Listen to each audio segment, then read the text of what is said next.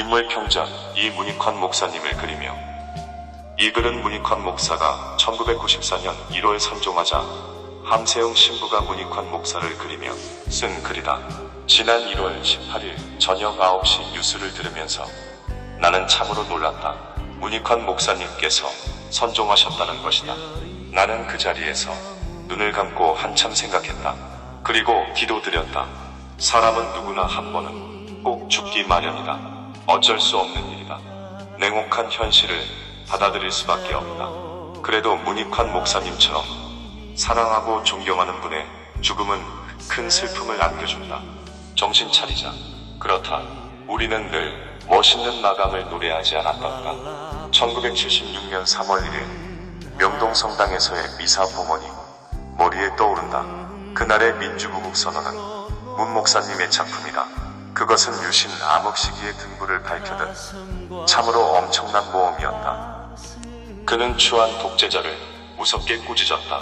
그리고 우리는 감격스러운 마음으로 출애굽의 해방을 노래하고 모세의 죽음을 그렸다. 위대한 모세, 그 이름 하나로 구약 전체를 대표하고 그 이름 하나로 율법과 동일시되었던 성스러운 권위의 모세.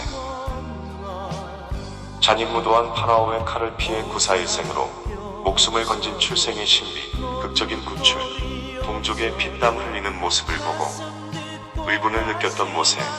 억압하는 못된 에집트 군인을 때려눕히고 다투는 동족을 말리며 결속과 연대감을 심어주었던 모세. 외롭게 쫓기며 살았던 모세.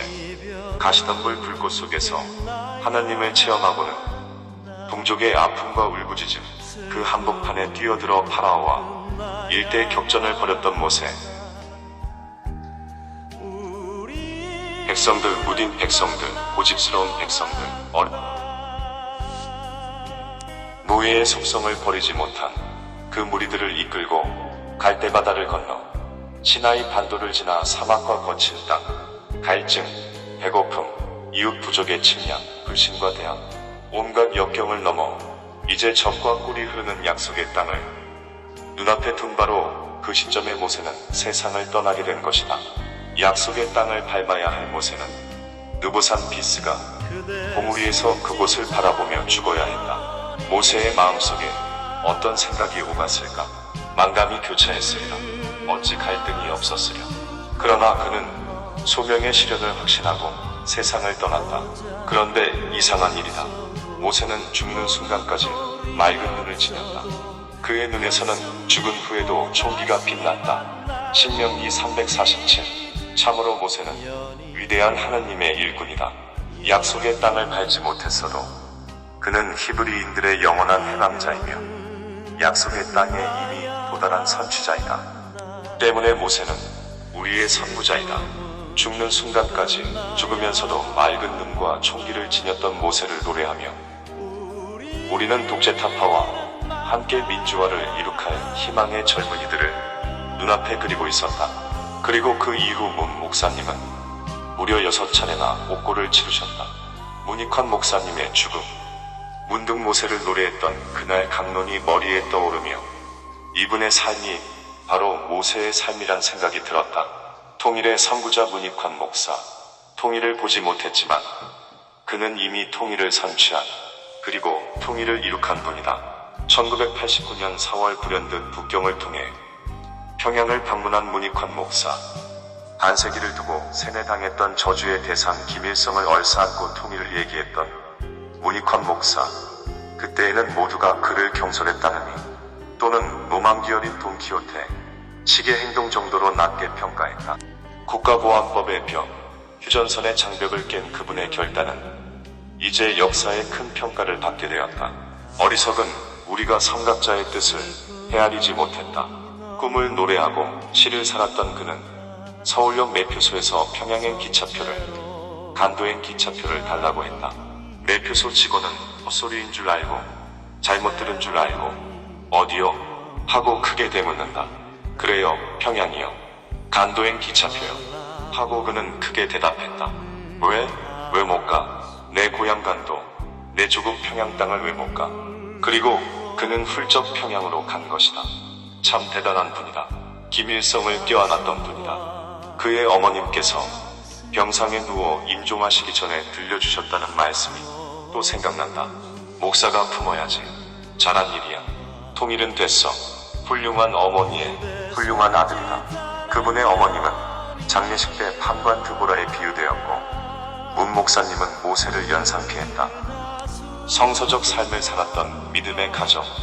이러한 가정을 통해 한국 기독교는 튼튼히 자라고 있다. 대담한 신앙인. 나는 문 목사님보다 그분의 동생 문동환 목사님을 1974년도에 먼저 배웠다. 문동환 목사님이 남미의 해방신학을 우리에게 소개해 주었고 내 느낌에는 동생이 훨씬 더 적극적인 분으로 다가왔다. 문익환 목사님은 기도회에서 만나 뵙고 구약학 교수이며 공동번역위원 중에 한 분으로 인사만 드렸을 뿐이다. 그런데 지내오면서 역시 형은 형이란 사실을 깨달았다. 1975년 4월 9일 이른바 인혁당 관계 인사 8명의 사형 집행을 목격하고 우리는 참으로 분노했다. 문 목사님은 후에 그날 당신은 하느님을 저버렸다고 수료했다. 하느님을 저버린 목사, 대담한 신앙이다.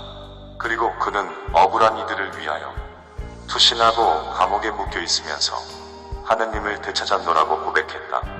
옥중에서의 체험은 참으로 귀중했다. 지난 한 주일에 독서를 중심으로 대화가 오갔다. 나는 당시 가장 어린 나이였고 목사님은 스승 뻘이 되시는 분이라 조심스러웠다. 그런데 목사님은 아주 편하게 마치 늘 친구처럼 대해주셨다. 그리고 도스토옙스키의 작품들을 새롭게 음미하니 너무나 좋다고 하셨다.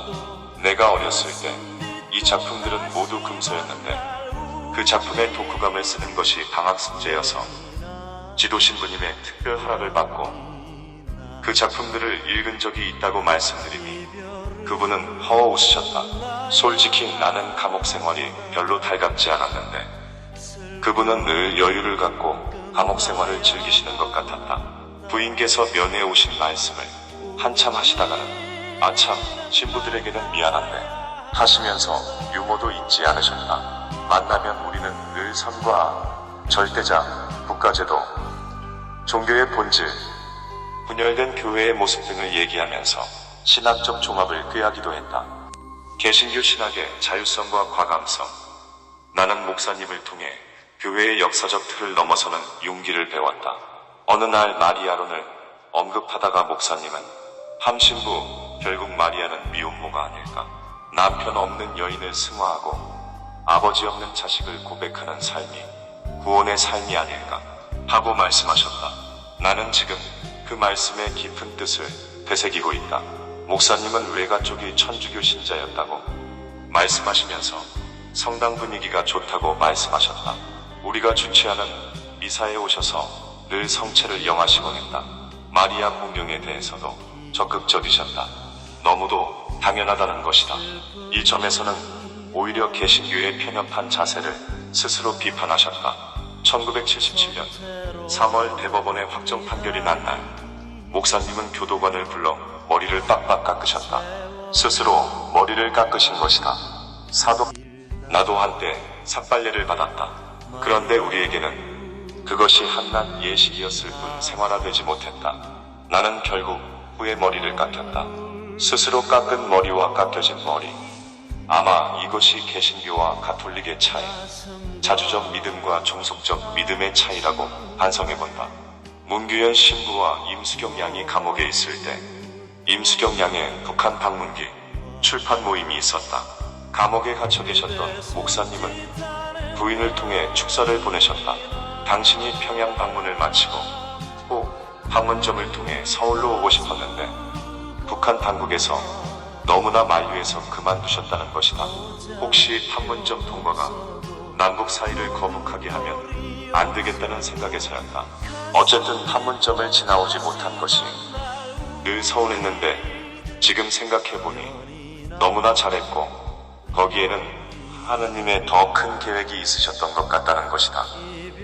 당신은 나이가 들고 때가 묻어 부당했기에 하느님께서는 때 묻지 않은 처녀 총각을 택하시어 판문점을 통과하게 하셨다는 것이다.